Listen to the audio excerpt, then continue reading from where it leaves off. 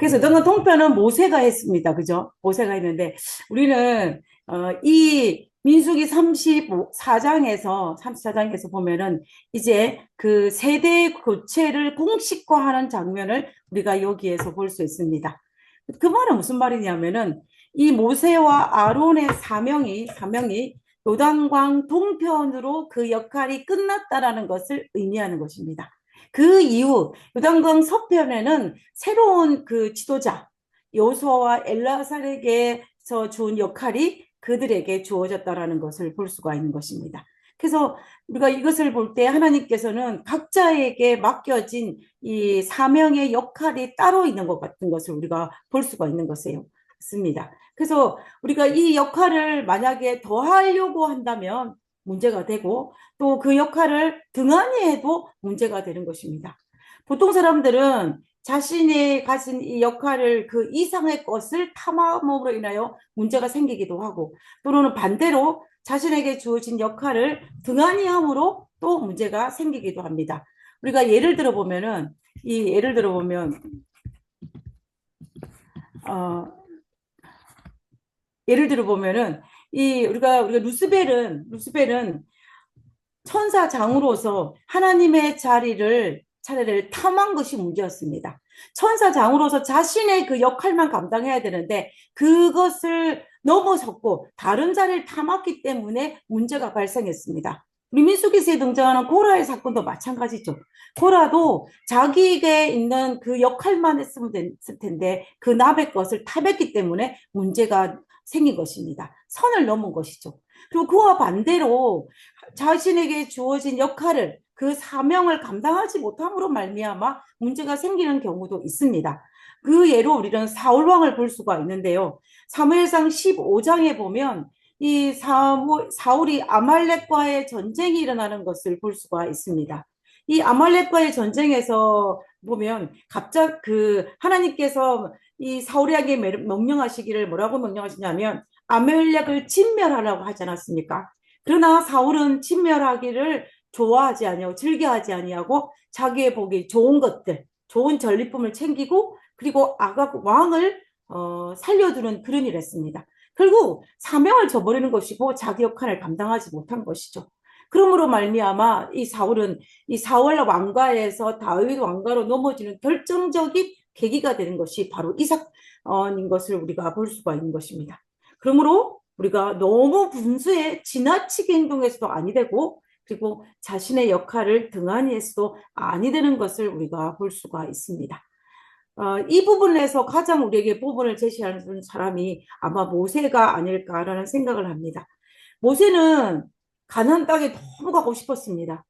정말로 이 모세가 얼마나 가고 싶었는지 모세가 하나님께 간구했다라고 신명기에 기록하고 있습니다. 신명기 3장 23절에 보면 그때에 내가 여호와께 간구하였다 그랬습니다. 그리고 25절에도 보면 뭐라 했냐면 구하옵나니 나로 건너가게 하사 요단 저쪽에 있는 아름다운 땅, 아름다운 산과 레바논을 결국 가나안 땅을 건너가서 보게 해달라는 것입니다.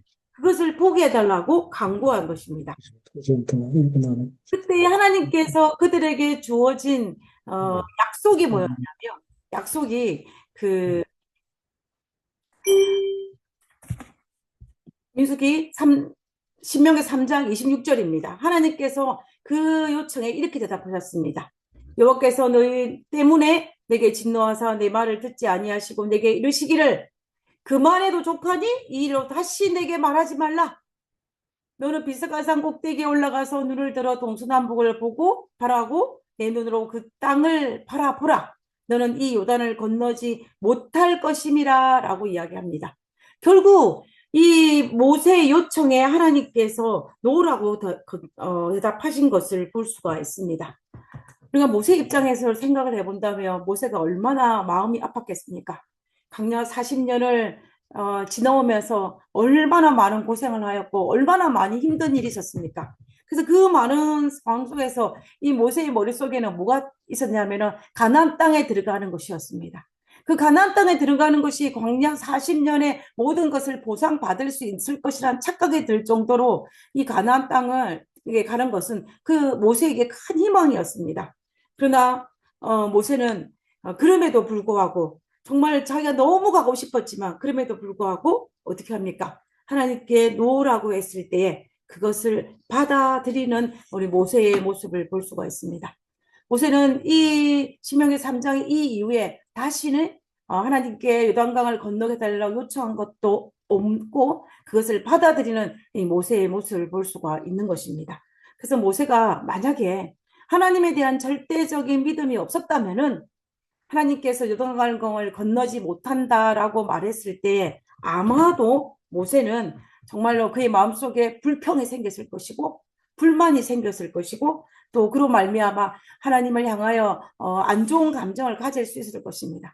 그러나 모세는 그렇게 하지 아니하고 그것을 겸손히 받아들이는 우리와 모습을 볼 수 있습니다. 그리고 어떻게 하냐면 신명기 31장에 보면은 모세가 여호수아를 불러 7절에 온 이스라엘의 목전에서 그에게 누구에게 여호수아에게 이르되 너는 강하고 담대하라. 너는 이 백성을 거느리고 나는 거느리고 못 가지만 너는 거느리고 여호와께서 그들의 조상에게 수련히 맹세하신 땅 가나안 땅에 들어가서 그들에게 그 땅을 차지하게 하라라고 이야기합니다.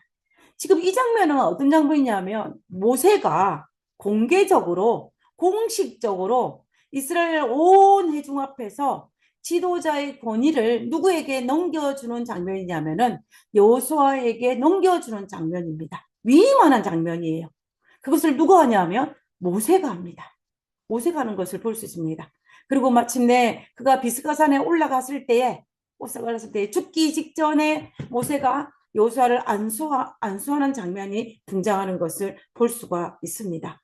그래서 모세의 위대함이라는 것은 하나님께서 허락하신 그 경계에 순종하여 기꺼이 자신의 권위를 여호수아에게 넘겨주는 그런 모세의 모습인 것을 우리가 볼 수 있습니다.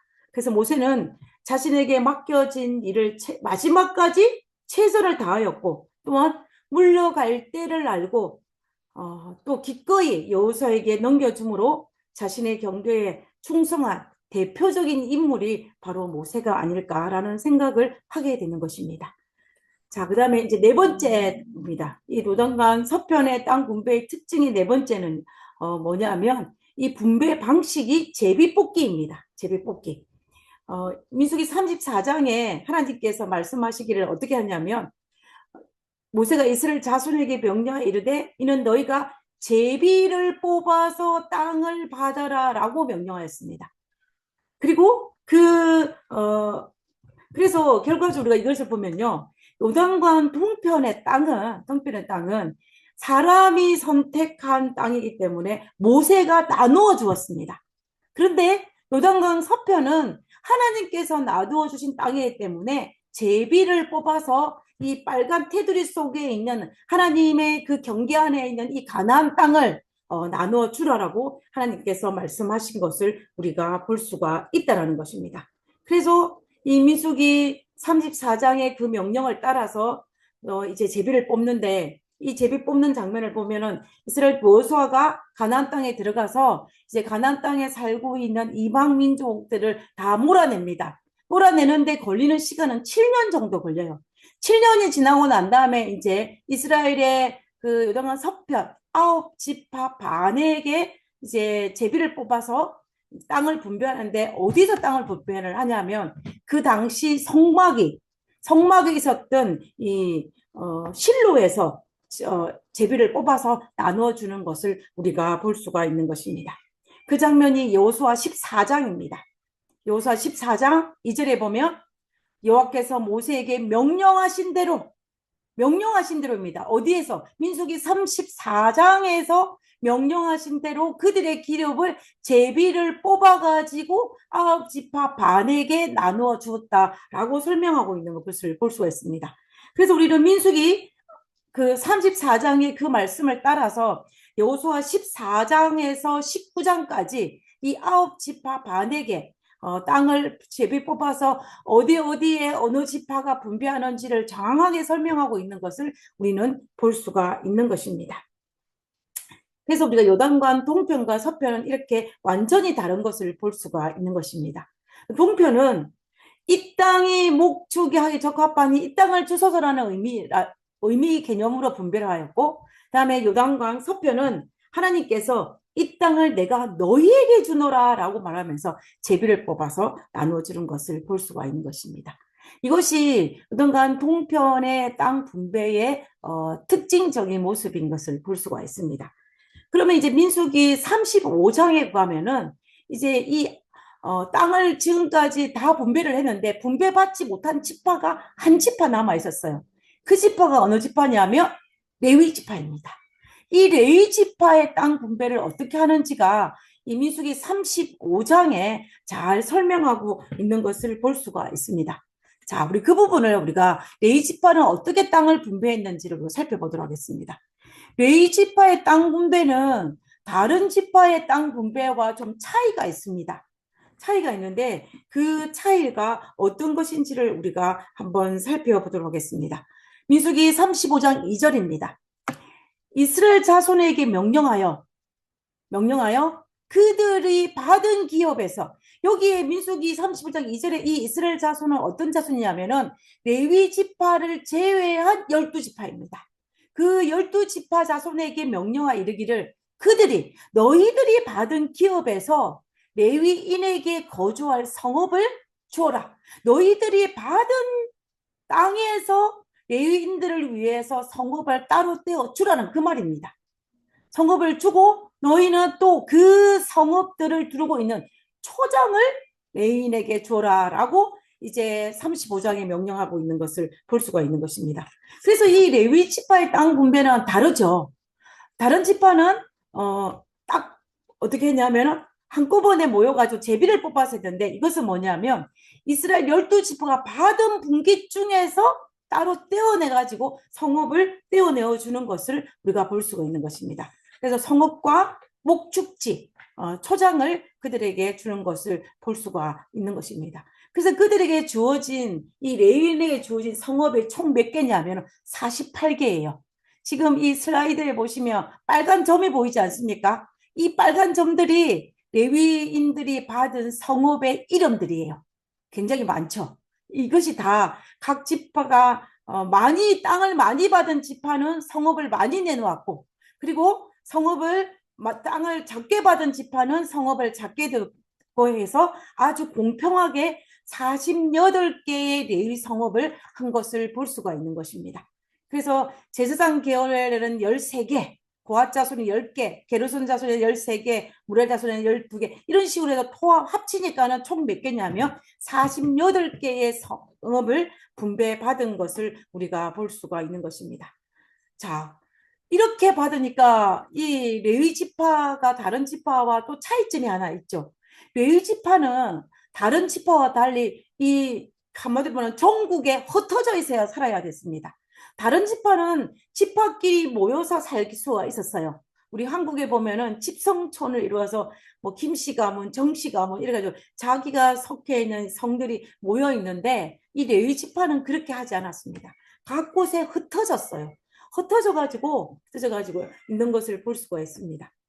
자, 그러면 하나님께서 왜 그들에게 이 레위 지파는 각 곳 한 곳에 모이지 아니하고 이 전국에 흩어지게 하였는지를 우리가 한번 생각해 볼 필요가 있는 것입니다.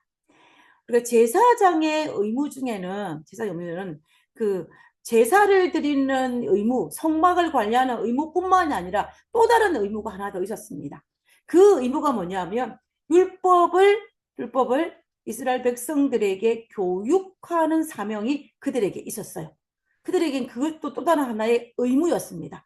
그러기 위해서는 한 곳에 모여 있기보다는 흩어져 가지고 이제 이스라엘의 12지파가 있는 각 곳에 흩어져서 그들에게 율법을 가르치기 좋게 하기 위해서 흩어진 것을 볼 수가 있는 것입니다.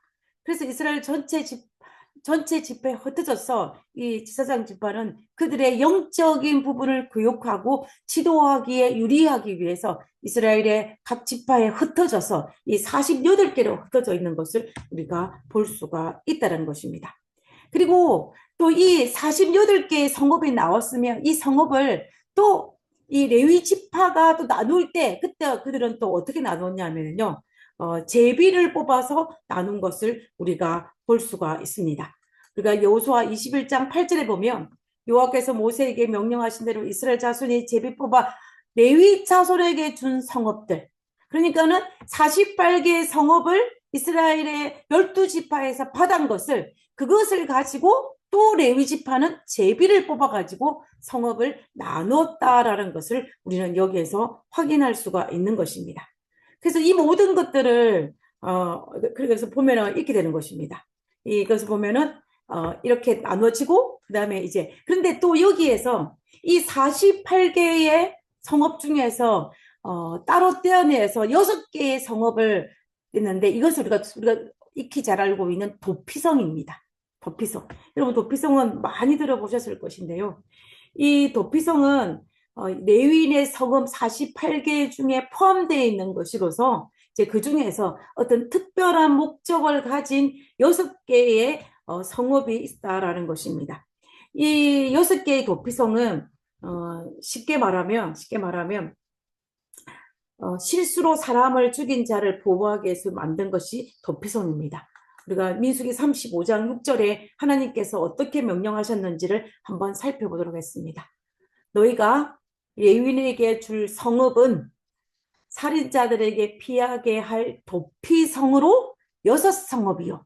그 외에 42성읍이라. 그리고 그렇게 되어 있습니다. 그러니까는 6개의 성읍 합쳐져 가지고 레위인들의 성읍이 48개인데 특별히 이 도피성은 특별한 목적을 가진 성읍이었다라는 것을 볼 수가 있는 것입니다. 그래서 그것이 여호수아 20장에 가서 이 도피성에 대해서 어떻게 어디 있는지를 이제 분배를 했는지를 나와 있는데 그 부분을 한번 살펴보도록 하겠습니다. 이 6개의 성읍은 도피성에 대한 성읍입니다. 이에 그들이 납달리의 산지 갈릴리의 게데스와 제일 꼭대기에 빨간색으로 라인 꺼져 있는 게데스가 보이시죠? 여기입니다. 이 에브라임 산지에 있는 그 게데스입니다. 그 다음에 유다 산지에 이제 에브라임 산지의 세겜, 두 번째 세겜과 유다 산지의 기른 아르바 곧 헤브론. 이 세 가지는 요단강 서편 가나안 땅에 있는 도피성입니다. 그리고 이제 동편 여리고 동편 요단 저쪽 루벤 지파 중에서 평지 강야의 베셀이 보이십니까? 아래쪽에 베셀이 보이시죠? 이 베셀과 갓 지파 중에서 길라 라목과 문하세 지파 중에서 바산 골라를 구별하였으니 그러니까 요단강을 중심으로 서편의 3개, 동편의 3개로 이렇게 총 6개의 도피성이 있었던 것을 우리가 알 수가 있는 것입니다. 우리가 이것을 하나로 정리를 하면 이렇게 됩니다. 예인의 48개의 이 성읍 중에서 6개의 도피성이 있고 일반적인 성읍이 42개가 있는 것입니다. 자, 이렇게 우리가 정리를 할 수가 있습니다.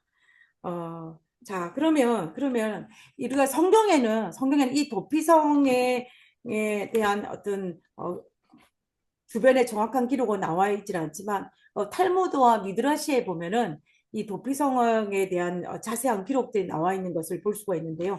이 도피성으로 가는 길은 폭이 14m로 넓게 길을 닦아다야만 됐습니다. 왜 그러냐면은 도망자가 길을 찾기도 쉽고 그리고 길이 좁아가지고 넘어지지 않게 위해서 길을 닦아 놓는 것입니다. 쉽게 도피성을 찾아갈 수 있도록 길을 찾아놓고 그리고 길목마다 무엇을 했냐면 이렇게 그 피난처라는 그것을 만들어 놓은 것입니다. 폿말을 만들어 놔가지고 길을 잃지 않도록 길목마다 표시판을 설치해 넣어가지고 이 도망자가 쉽게 이 도피성을 찾을 수 있도록 해놓은 것을 볼 수가 있다는 것입니다. 그러면 이제 제가 한번 예를 들어서 이 도피성이 어떻게 도피소 들어가고 그 과정이 어떤 것인지를 간단하게 한번 설명을 한번 해보도록 하겠습니다. 제일 첫 번째는 어떤 사람이 사람을 죽이는 살인사건이 발생한 것입니다. 살인사건이 발생했어요. 그러면 어떻게 됐습니까? 한 사람을 죽이고 나면은 이제 그 사람은 살기 위해서 도망을 가야 되겠죠. 그 도망을 갈 때 도피성으로 도망가는 것입니다. 왜 그러냐면은 그 살인자의 친족들이 자기의 친족을 죽이거나 가족을 죽인 그 사람에게 원수를 갚기 위해서 원수가 겠으면 축기를 죽였기 때문에 이 사람은 아주 빠른 속도로 어디로 도망을 가야 하냐면 이 도피성으로 도망을 가야 되는 것입니다. 그래서 그때 시간을 다투는 급박한 상황이었기 때문에 앞에서 보여드린 것처럼 이렇게 길도 넓히고 표지판도 만들어 놔서 길을 쉽게 도피성으로 갈 수 있도록 이것을 만들어 놓은 것입니다. 그럼 도피성에 가면은 이 도피성은 누구도 갈 수 있냐면은 그 고의로 살인을 했던 사람이든지 아니면 실수로 살인했던 사람이든지 상관이 없이 누구나 다 어디로 갈 수 있냐면 일단은 도피성으로 갈 수가 있어요. 갑니다. 그러면은 도피성에 가서 뭘 하냐면 여기에서 공정한 재판을 하는 거예요. 재판을 합니다. 무슨 재판을 하냐면은 이 살인 사건이 의도적인 살인이었냐 아니면 의도적인 살인이 아니었냐를 두고 재판을 하는 거예요. 만약에 이 재판을 한 결과 의도적인 살인이었으면은 도피성에서 추방을 합니다.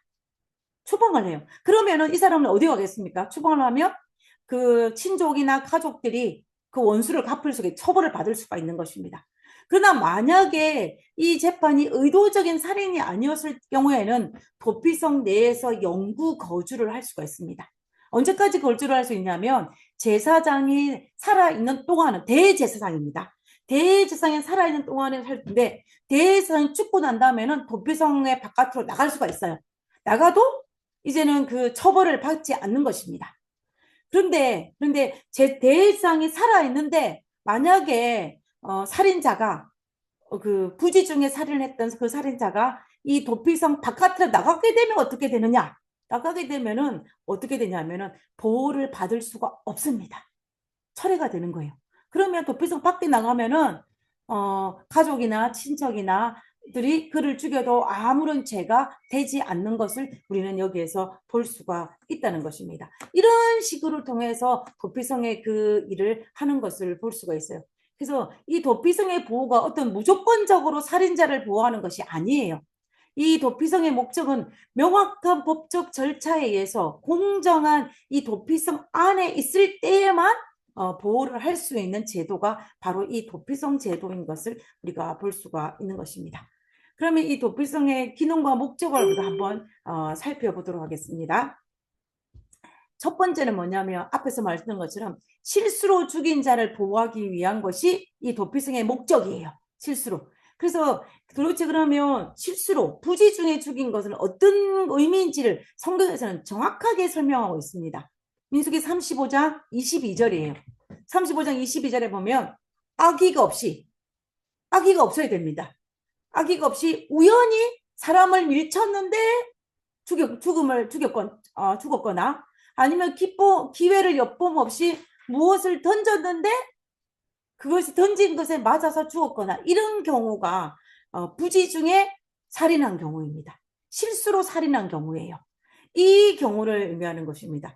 이런 경우에는 만약에 도피성에 들어가지 아니하면 어떻게 되냐면은 재판을 받지 않고도 그 친족이나 가족에 의해서 보복을 당할 수가 있는 것입니다. 그러기 위해서 도피성에 들어가서 법적 절차에서 보호를 받기 위해서 이제 하는 것을 볼 수가 있는 거예요. 이 고대 사회에는 어떤 구조가 있었냐면 어떤 사람이 살해를 저질렀을 때에 이것을 살해를 했을 때 보복할 수 있는 제도가 있었습니다. 그 제도가 어떠냐면은 이걸 피해 보복자라고 하는데요. 무질서하게 피를 할 수 있는 것이 아니라 하나님 딱 정해놨어요. 우리가 그 부분을 한번 보겠습니다. 민수기 35장 19절입니다. 피를 보복하는 자는 35장 19절에 피를 보복하는 자는 그 살인한 자를 자신이 죽일 것이니 그를 만나면 죽일 것이요. 살인한 자를 만나면 죽일 수 있는 것입니다. 누가? 피를 보복하는 자가. 그럼 이 피를 보복하는 자가 무엇이냐면은 이 피를 보복하는 자는 살해를 당한 사람의 친족이나 가족 중에서 가장 가까운 친족으로서 한 명에게 주어지는 권한입니다. 이거는 정당한 법적 권한을 가진 자로서 보복을 할 수 있는 거예요. 아무나 감정에 의해서 아무나 살인자를 죽였다고 사람이라고 해서 죽일 수 있는 건 아니에요. 그래서 한 사람을 그 친족들 중에서 한 사람을 뽑아가지고 그 피해 보복을 할 수 있도록 뽑은 것입니다. 그리고 일종의 고엘 제도라고 보면은 쉬울 것 같습니다. 우리 고엘의 역할은 여러 가지가 있는 걸 우리가 여러분 잘 아실 것입니다. 첫 번째는 기업물을 거죠. 땅을 되돌려 주는 것입니다. 우리가 이 루키스에 보면 보아스가 그 역할을 했죠. 그다음에 친족을 속량시키는 거예요. 노예로 팔려갔을 때 그 노예를 해방시켜 주는 것입니다. 그다음에 가문의 이름을 유지하는 거. 아들이 없이 죽었을 때 그 형을 가까운 형이나 형제나 가까운 친족을 통하여서 자녀를 낳아서 그 이름을 지속시키는 그 제도가 고엘제도지 않습니까? 그리고 이 고엘제도의 네 번째가 뭐였냐면 피해 보복자 역할인 것입니다. 이것이 오늘 이 도피성의 민수기 35장 19절에 등장하는 이것은 고엘 제도의 네 번째에 해당하는 것입니다. 그래서 결과적으로 내 친족이 죽었을 경우에 살해를 당했을 경우에 그 친족 중에 가장 가까운 자가 한 명을 정해서 그 피해 보복을 할 수 있는 그 고엘을 선택하여서 하게 하는 것입니다. 근데 이제 이렇게 함으로 말미암아 정당한 권리를 가지고 이제 죄를 지은 자에게 그 보복을 할 수 있게 만든 것이 고대 사회의 제도였던 것입니다. 그런데 문제는 뭐냐면 진짜로 악의를 가지고 살인을 했으면 그렇게도 괜찮은데 만약에 앞에서 말씀드린 것처럼 악의를 가지지 아니하고 고의 어떤 부지 중에 살해를 했을 경우에 그 사람들을 보호하기 위한 제도가 보충하기 위해 제도가 바로 뭐였냐면 이 도피성 제도였다는 것입니다.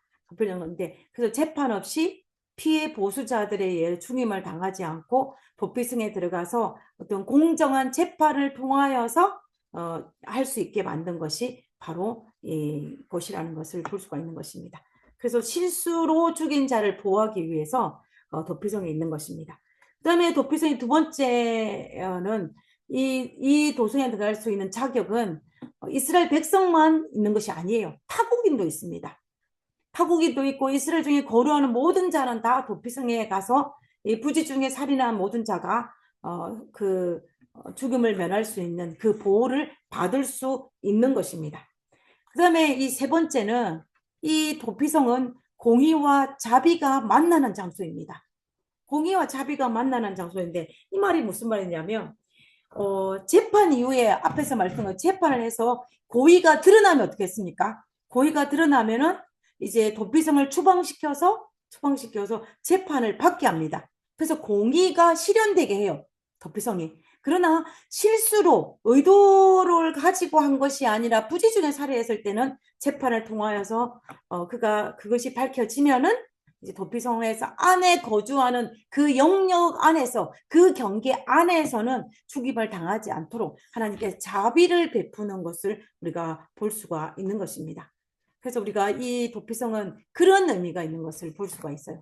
우리가 이 도피성의 제도나 이런 제도를 살펴보면은 우리가 세상의 것과 이 하나님의 법에는 차이가 있는 것을 볼 수가 있습니다. 세상의 법은 어때요? 어디에 중심을 두냐 하면 결과에 중심을 둡니다. 결과. 그러니까 그 결과에 따라서 피해 보복을 해요. 그러나 하나님의 법에는 이 결과보다는 어디에 중심을 두냐 하면 동기에 중심을 둡니다. 이 사람이 죽었던 것, 살인을 당한 것에 중심가 아니라 어떤 의도를 가지고 이 사람을 살해를 했느냐에 주는 것입니다. 그래서 이 하나님의 법은 이 동기를 중시하기 때문에 공의와 자비가 있는 것을 볼 수가 있는 것입니다. 이렇게 세상의 법과 하나님의 법에는 이런 차이가 있는 것을 우리가 볼 수가 있다라는 것입니다. 그러므로 우리가 도피성 제도는 하나님의 공의와 또 하나님의 자비가 잘 어우러진 그러한 제도가 바로 도피성 제도인 것을 볼 수가 있는 것입니다. 그래서 우리는 이것을 통하여서 하나님은 죄는 정확하게 다루시지만 그러나 하나님은 억울하게 생명을 잃는 것을 보호하시는 그러한 모습도 볼 수 있는 것입니다. 그리고 또한 이 도피성은 뭐예요? 하나님이 절대로 죄는 가볍게 여기시는 분은 아니에요. 죄는 분명히 그 대가를 지불하게 하지만, 그러나 그 공의를 세우면서도 하나님께서 어떻게 해요? 억울한 생명까지도 보호하시는, 자비를 드러내게 하는 그러한 공의와 자비가 다 함께 있는 그러한 장소가 바로 이 도피성이라는 것을 볼 수가 있다는 것입니다. 자, 이제 우리가 민수기서의 마지막 34장과 35장에 있는 요단강 서편의 땅 분배를 통하여서 민수기서에 있는 모든 것들을 이제 마치고자 합니다. 하나님은 이 땅 분배도 아주 세밀하게 정확하게 설명하시는 것을 볼 수가 있어요. 그래서 가나안 땅에 들어가서 너희들이 어떻게 하면 행복하게 살 것인지를 얼마나 잘 설명하고 계시는지를 우리가 알 수가 있는 것입니다. 그래서 우리가 민수기 맨 마지막 장은 36장이에요. 36장은 슬로보앗의 딸들에게 땅을 분배하는 장면인데, 이것은 제가 이스라엘의 인구 조사를 할 때 이미 다루었기 때문에 오늘 민수기 35장에 과 34장에 있는 요단강 동편에 있는 9지파 반과 그리고 레위 지파에게 땅을 분배하는 것으로 이제 민수기서 13번으로 이제 시리즈 설교를 이제 마치게 되는데요. 제가 이 민수기서를 마치면서 제 마음속에 든 것은 뭐냐면, 저는 지금까지 민수기서를 어떻게 봤냐면 불평과 불만과 반역의 성경장이라고 생각을 했어요. 반역.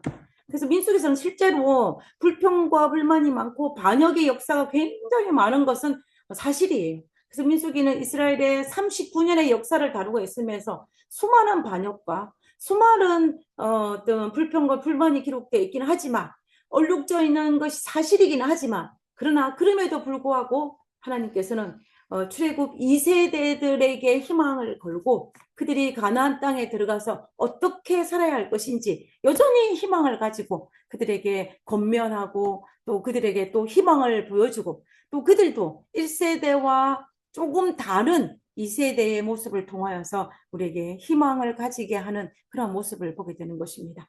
그래서 저는 이 민수기서를 통해서 반역의 성향체인과 동시에 또 다른 2세대에게 희망을 걸 수 있는 장이 바로 민수기서가 아닌가라는 생각을 하게 되는 것입니다.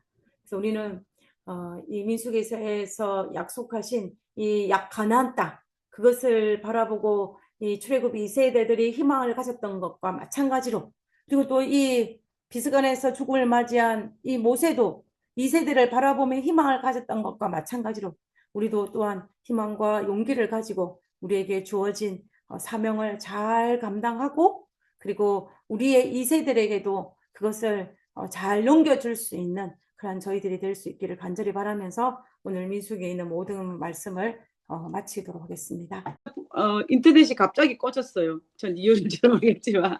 그래서 오늘은 파워포인트를 쉐어링은 못할 것 같고요. 그냥 우리가 성경 말씀을 보고 우리가 정리하면서 이 민수기 시리즈가 13번째 시간인데 오늘이 그 마지막 시간입니다. 그 마지막 시간에 민수기 30 우리가 4장과 35장에 나타난 요단강 서편의 땅 분배에 대해서 우리가 한번 살펴보았으면 좋겠습니다. 그러니까 민수기서는 이제 거의 끝부분으로 가서요. 우리가 지난주에 요단강 동편, 요단강 동편의 땅을 분배하는 걸 살펴보았고, 그다음에 오늘은 이제 요단강 서편에 있는 땅 분배에 대해서 살펴보기를 원하는데요. 우리가 그래서 저는 이 요단강 서편의 땅 분배를 요단강 동편과 비교하면서 그 차이점을 중심으로 오늘 이 시간에 한번 살펴보기를 원합니다. 그 첫 번째 차이라고 볼 수 있는 첫 번째는 뭐냐면, 요단강 동편은 우리가 알다시피 이 르우벤 자손과 갓 자손과 문하세 반지파가 요청한 것입니다. 요청을 했는데 하나님께서 허락하셔서 분배받은 것이 요단강 동편이었어요. 그런데 반면에 요단강 서편은 상황이 다릅니다. 요단강 서편은 어떤 거였냐면은 하나님께서 직접 명령하셨어요. 명령하신 것입니다. 그래서 동편과 서편은 다르다고 볼 수가 있어요. 동편은 하나님께서 요청한 것을 허락한 것이었고, 이 개념이 어떤 개념이냐면 우리가 이스라엘 백성들이 가데스 바네아에서 12정탐꾼을 파송하지 않습니까? 그때에도 이스라엘 백성들이 먼저 정탐꾼을 보내자라고 요청을 했어요. 그 요청에 의해서 하나님께서 허락하신 것입니다. 그래서 하나님이 먼저가 아니고 이스라엘 백성들이 먼저 요청하였고 그 다음에 허락한 것이 가데스 바네아에서 보낸 12정탐꾼인 것과 마찬가지로 요단강 동편의 땅 분배도 그들이 요청을 하였고 하나님께서 이제 허락하신 반면에 요단강 서편은 하나님께서 직접 말씀하시는 것을 볼 수가 있습니다. 우리 성경 말씀을 한번 살펴보도록 하겠습니다. 우리 다 같이 민수기 34장을 살펴보겠습니다. 민수기 34장을 한번 펼쳐보시기 바랍니다. 민수기 44장 1절에 뭐라고 기록되어 있냐면 여호와께서 모세에게 말씀하여 이르시되 라고 되어 있습니다. 하나님께서 모세에게 말씀하여. 그리고 이 동일한 본문이 여기에만 있는 것이 아니고 민수기 34장 16절에도 똑같은 본문이 등장합니다. 여호와께서 또 모세에게 말씀하여 이르시되. 이렇게 이 민수기 34장을 통하여서 하나님께서 너희들이 갈 가나안 땅, 요단강 서편의 그 땅을 어떻게 분배할 것인지를 하나님께서 모세를 통해서 말씀하셨고, 그리고 모세는 그 말씀을 전달하여서 이 34장에는 기록되어 있는 것을 볼 수가 있습니다. 그 다음에 두 번째 차이점 뭐냐면 하나님께서 요단강 서편의 땅은 경계, 바운드리를 정해 주었다라는 것입니다. 그러니까 민수기 34장 2절에 보면은 여러분 성경을 가지고 있는 이 성경 버전에 따라 차이가 있을 것인데요. 그게를 보면은 너에게 줄 땅의 경계, 어떤 데는 지경이라 되어 있습니다. 그 경계가 이러이러하다면서 3절부터 쫙 설명되어 있는 것을 볼 수가 있습니다. 민수기 34장에 이 경계라는 단어가 몇 번 등장하냐면 20번 등장합니다. 그래서 여기에서 여기까지, 여기에서 여기까지 아주 자세하게 언급되어 있는 것을 볼 수가 있어요. 이 경계, 지경의 히브리어가 뭐냐면 이 게불이라는 단어인데요. 이 뜻의 이름이 뭐냐면 이 지경 경계는 경계, 한계, 이것을 가지고 있는데 이것은 의미가 뭐냐면 단순히 어떤 그 경계선을 의미하는 것이 아니라 하나님이 정해진 영역을 뜻합니다. 그래서 하나님께서 정해진 삶의 영역, 또 축복의 영역, 보호의 울타리라는 의미를 가지고 있어요.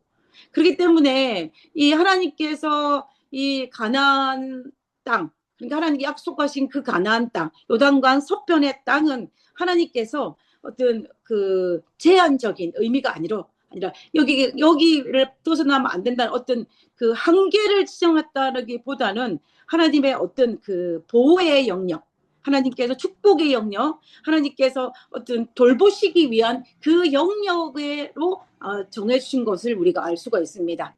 그래서 우리가 민수기 35장에 보면은 그 영역이 동서남북으로 나눠져 있어요. 이스라엘의 지도를 머릿속에 상상을 해보시면 이 동쪽은 어디냐면 요단강을 중심으로 요단강이 끝입니다. 그 다음에 서쪽은 지중해예요. 지중해 바다죠. 지중해고 그리고 북쪽은 그 지중해 바다에서 호르산까지가 그 지역입니다. 남쪽에는 사해에서 신광야까지 영역이 하나님께서 약속하신 땅이에요. 그러니까 이 경계 하나님 동서남북으로 경계를 정해가지고 이것을 다 정해주셨는데 이곳이 뭐냐면 하나님께서 약속하신 젖과 꿀이 흐르는 땅이고 그리고 하나님께서 약속하신 천수답이었습니다. 그래서 이 경계 안에서 하나님의 보호와 또 하나님의 그 축복의 울타리 안에서 너희들이 하나님의 율례와 율법을 잘 지키면 하나님께서 천수답의 축복, 정말 젖과 꿀이 흐르는 축복, 그리고 그 모든 것들을 책임지겠다라는 그 약속이 동일하게 주어지는 것을 볼 수가 있습니다. 그래서 그 울타리가 경계라는 것이 굉장히 중요한 의미가 있는 것을 우리가 알 수가 있는 것입니다. 그래서 우리는 하나님께서 우리 이렇게 경계를 정하셔서 이스라엘 백성을 보호하시고 축복하시기를 약속하시는 그 모습을 우리는 민수기 35장에서 발견을 할 수가 있는 것입니다. 우리들에게도 경계가 있는 것 같아요. 하나님께서 우리에게 교회와 가정과 또 우리가 해야 할 이웃들 간의 그 경계가 있습니다. 하나님은 이 경계 안에서 있으면서 또 우리 역할을 잘 감당하고 또 하나님의 보호 아래에서 그리고 우리의 믿음을 가지고 하나님 순종하면서 그 경계 안에서 축복을 누리기를 하나님께서는 바라시고 계시는 것을 우리가 알 수가 있습니다. 자, 그 다음에 이제 세 번째 살펴보기를 하는 것은 뭐냐면은 이 분배 책임자에 관련된 부분입니다. 우리 민수기 34장 16절에서 17절에 있는 말씀을 한번 보겠습니다. 16절에 여호와께서 또 모세에게 일러 가라사대 17절입니다. 너희에게 땅을 기업으로 나눌 자의 이름이 이러하니 누구다 하면 제사장 엘르아살과 눈의 아들 여호수아니라 라고 되어 있어요. 여러분, 요단강 동편의 땅 분배의 책임자는 누구였습니까? 모세였습니다. 그때는 모세가 살아있었어요. 모세가 살아있었기 때문에 이 모세가 땅을 분배하는 데 주도적인 역할을 했습니다. 물론 이스라엘 백성들이 요청해서 허락한 것이기는 했지만 말입니다.